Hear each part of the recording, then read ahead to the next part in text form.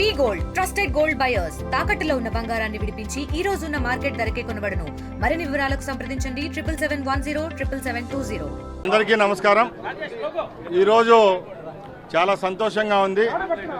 తిరుపతి పట్టణంలో ఆ వెంకటేశ్వర స్వామి పాదాల దగ్గర ఆర్టీసీ కార్మికులకు వైద్య సేవలు అందించేదానికి నూతనంగా ఈరోజు డిస్పెన్సరీని కొత్తదాన్ని ప్రారంభించడం జరిగింది. సుమారు 1,90,00,000 రూపాయలతో అధునాతనమైన సౌకర్యాలతో ఈ డిస్పెన్సరీ, అలాగే వెంకటేశ్వర స్వామి దర్శనానికి వచ్చే ఆర్టీసీ సిబ్బంది, అలాగే ఆర్టీసీకి సంబంధించిన అధికారులు అనధికారుల కోసము సుమారు 2 కోట్ల రూపాయలు వెచ్చించి గెస్ట్ హౌస్ను కూడా సుమారు 4 కోట్ల రూపాయలతో ప్రారంభించడం మాకు చాలా ఆనందాన్ని ఇచ్చింది. ముఖ్యంగా ఏపీఎస్ఆర్టీసీలో ప్రక్షాళన జరుగుతూ ఉంది. ఈ ప్రభుత్వం ఏర్పాటైన తర్వాత ఆర్టీసీని అభివృద్ధి మార్గంలో నడిపించేదానికి ఆర్టీసీ యాజమాన్యం అలాగే రవాణా శాఖ కూడా చర్యలు తీసుకోవడం జరిగింది. దానిలో భాగంగానే తిరుపతిలో 500 కోట్ల రూపాయలు వెచ్చించి భారతదేశంలో ఎక్కడా లేని విధంగా అధునాతనమైన హంగులతో బస్టాండ్ను కూడా అతి త్వరలోనే నిర్మాణం చేపట్టేదానికి కూడా చర్యలు తీసుకుంటామని తెలియజేసుకుంటున్నా. అలాగే గౌరవ ముఖ్యమంత్రి గారి ఆదేశాల మేరకు రాబోయే కాలంలో రాష్ట్రంలో ప్రతి ఒక్క బస్సు ఎలక్ట్రికల్ బస్సు కొనాలనే ఒక దృఢ నిశ్చయంతో ఏపీఎస్ఆర్టీసీ పనిచేస్తూ ఉంది. ముఖ్యంగా ఈరోజు భారతదేశంలో కొన్ని రాష్ట్రాల్లో శ్రీశక్తి పథకాన్ని అమలు చేస్తూ ఉంటే ఎక్కడా లేని స్పందన ఆంధ్ర రాష్ట్రంలో ఉందంటే మహిళలకు ఈ పథకం ఎంత చేరువైందో మీ అందరికీ అర్థమవుతా ఉంది. స్త్రీశక్తి పథకాన్ని ఆదరిస్తున్న మహిళామూర్తులందరికీ మరొకసారి ధన్యవాదాలు. ముఖ్యంగా మా ప్రభుత్వం ఒకటే చెప్తుంది, ఏ పథకమైనా ప్రభుత్వానికి బాధ్యతే తప్పక భారం కాదని పనిచేస్తున్నాం. కాబట్టి తప్పకుండా రాబోయే కాలంలో ఏపీఎస్ఆర్టీసీని కొత్తగా నాణ్యతతో రేపు రాబోయే కాలంలో భారతదేశంలోని అన్ని వ్యవస్థల్లోకి ఏపీఎస్ఆర్టీసీని మొదటి స్థానంలో నిలిపేదానికి చర్యలు తీసుకుంటామని తెలియజేసుకుంటూ, ఈ కార్యక్రమానికి ఆహ్వానానికి మన్నించి వచ్చిన తిరుపతి నియోజకవర్గానికి చెందిన నాయకులు, అలాగే పార్లమెంట్ సెగ్మెంట్ నుంచి నాయకులు ప్రతి ఒక్కరికి ఏపీఎస్ఆర్టీసీ అలాగే రవాణా శాఖ తరఫున మరొకసారి ధన్యవాదాలు తెలియజేసుకుంటూ సెలవు తీసుకుంటున్నాం. ముఖ్యంగా రాష్ట్రంలో రవాణా శాఖ మీద రాష్ట్ర ప్రజలకు అవగాహన కల్పించే దానికి 2-3 విషయాలు మీ దృష్టికి తీసుకొని వస్తా. ముఖ్యంగా చట్టాలను కఠినతరం చేసినప్పుడే ఎక్కడ ఏ ప్రమాదాలు జరగకుండా ఉంటాయి. దానిలో భాగంగానే మీరందరి మనసులో ఉన్నది ఒకటే, మొన్న జరిగిన కన్నూరు సంఘటన.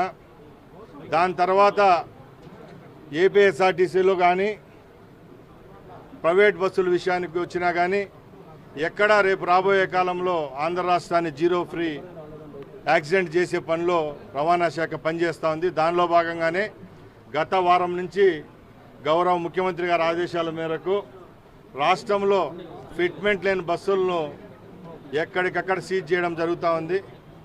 అలాగే ఏపీఎస్ఆర్టీసీ అనుకోండి, ప్రైవేట్ అలాగే పబ్లిక్ ట్రాన్స్పోర్ట్కి సంబంధించిన ఏ వాహనమైనా రోడ్డు పైన ప్రయాణించేటప్పుడు ఫిట్మెంటు లైసెన్స్ విషయంలోకి వస్తే, పర్మిట్ల విషయంలోకి వచ్చినా కూడా ఏ విషయంలోనైనా 100% ప్రమాణాలతో ఉండేటి రేపు రోడ్లపైన తిరిగే విధంగా కఠిన చర్యలు తీసుకుంటున్నాం. అలాగే మానవ తప్పిదాలను కూడా నివారించేదానికి మేము ఒకటే కోరుకుంటున్నాం, ఈ ట్రాన్స్పోర్ట్ రంగంలో ఉన్న సిబ్బందికి కూడా మన మీద నమ్మకంతో వందలాది కుటుంబాలు ఈరోజు ప్రయాణం చేయడం జరుగుతుంది. కాబట్టి ఎక్కడ మానవ తప్పిదాలు లేకుండా చూసుకోవాల్సిన బాధ్యత మన పైన ఉందని చెప్పి డ్రైవర్ సోదరులకు కూడా కోరుకుంటున్నా. ముఖ్యంగా ఇంకొకటి కూడా, రాష్ట్ర వ్యాప్తంగా ఎక్కడైతే నేషనల్ హైవేస్ అలాగే స్టేట్ హైవేస్ ఆర్ఎన్బి రోడ్లలో డెడ్ స్పాట్స్ ఉన్నాయో, బ్లాక్ స్పాట్స్గా గుర్తించామో, దానిలను వచ్చే 1 సంవత్సరంలోనే ఆర్ఎన్బి, నేషనల్ హైవేస్ అలాగే పోలీస్ శాఖ, రవాణా శాఖ ఉమ్మడిగా ఆ డెడ్ స్పాట్స్ అదే ఏదైతే బ్లాక్ స్పాట్స్ ఉంటాయో అవి కూడా మార్పులు తీసుకొని వచ్చి ప్రమాదాలు నివారించేదానికి కూడా ముందుకెళ్తామని తెలియజేసుకుంటున్నాం.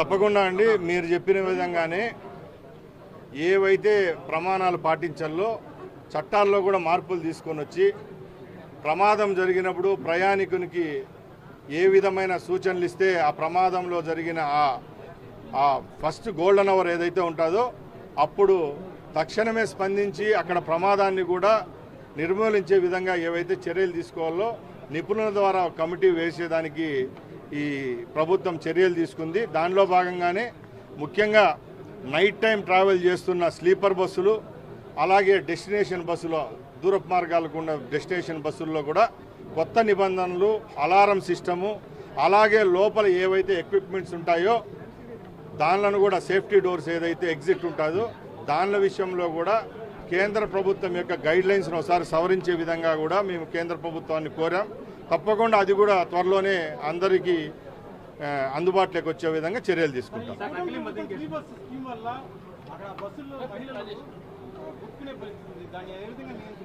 సార్, ఇంత మహోన్నతమైన కార్యక్రమం చేపట్టేటప్పుడు అక్కడక్కడ చిన్న చిన్న పొరపాట్లు రావడం ఏ వ్యవస్థలోనైనా ఉంటాయి.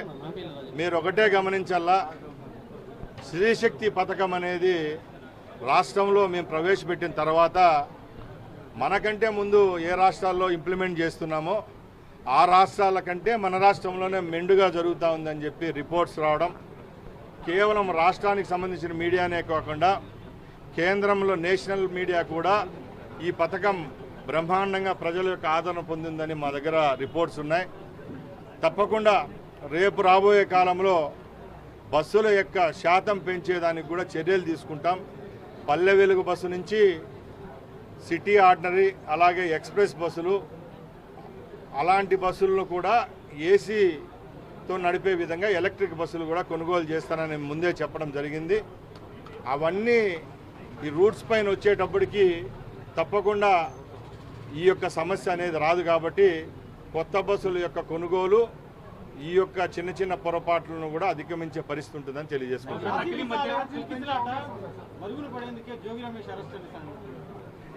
అలా ఏముండదండి.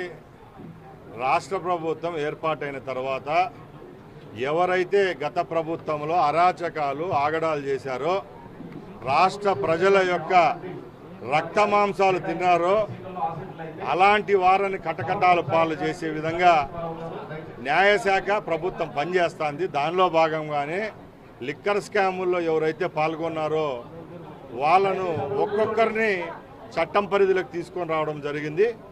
ఈరోజు జోగి రమేష్ గారి నెంబర్ వచ్చింది కాబట్టి ఆయన లోపలికి పోతాడేమో కానీ ఎక్కడ కక్ష సాధింపు, అలాగే జగన్మోహన్ రెడ్డి ప్రభుత్వం లాగా అందిన వారికి ఎవరో దగ్గర వారందరికీ పంచిపెట్టే పరిస్థితిలో మా ప్రభుత్వం లేదు. ఎక్కడ చట్టం ఉల్లంఘన లేదు, అలాగే న్యాయ వ్యవస్థను ఎక్కడ పక్కదారి పట్టించే విధంగా మేము పనిచేయడం లేదు. సార్, నేను ఒకటే చెప్తున్నా, ఏ ప్రభుత్వంలోనైనా ఒక తప్పు జరిగినప్పుడు ప్రభుత్వానికి సంబంధించిన వారు ఎవరన్నా ఉంటే ఆ ప్రభుత్వం మేలుకునే పరిస్థితి లేదు. ఈ రాష్ట్రంలో ఎవరు తప్పు చేసినా ప్రతిపక్షమైన పాలకపక్షమైన వాళ్లకు తగిన శిక్ష పడే విధంగా మా ముఖ్యమంత్రి గారు ఎప్పుడు ముందు వరుసలో ఉంటారు. అదే కోవలో ఈరోజు ఎవరైతే ఈ స్కాముల్లో పాల్గొని ఉంటారో వాళ్ళను పార్టీలకు అతీతంగా వాళ్ళపైన తగిన చర్యలు అయితే ఈ ప్రభుత్వం తీసుకుంటా ఉంది. సార్, ఎలక్షన్ కమిషన్ చేతుల్లో ఈరోజు ఎన్నికల నిర్వహణ ఉంది కాబట్టి దాని గురించి నేను స్పందించేదానికి ఇష్టపడను. తప్పకుండా మేము సంవత్సరాలు పోస్ట్పోన్ చేసే పరిస్థితిలో లేము. ఎందుకంటే మాకు కూడా కేంద్ర ప్రభుత్వానికి సంబంధించిన నిధుల విషయంలో పొరపాటు జరుగుతాయి కాబట్టి ఏదైతే షెడ్యూల్ పరంగా ఎలక్షన్ రావాలో అది తప్పకుండా వస్తుంది. చరిత్ర సృష్టించినోడు ఇప్పుడు ఆ చరిత్రని తిరగరాయబోతున్నాడు. అబద్ధాల గోడల్ని బద్దలు కొట్టి నిజాలను రాగా మీ ముందుంచబోతున్నాడు. నిజమైన వార్తల కోసం వెంటనే డౌన్లోడ్ చేసుకోండి రా యాప్ని.